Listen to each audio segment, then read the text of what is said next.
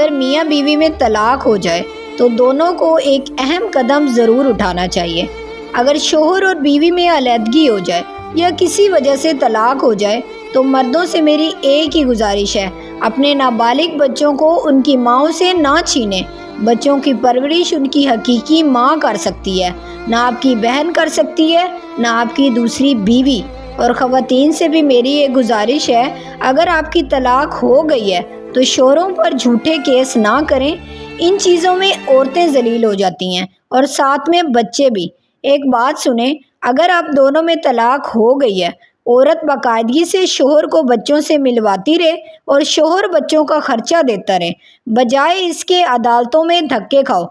इसका दूसरा रुख ये है कि अगर औरत किसी दूसरे रास्ते पर चल पड़ी है तो खुदारा अपने बच्चों को उनसे दूर कर ले, क्योंकि बच्चों की पहली दरसगाह माँ होती है।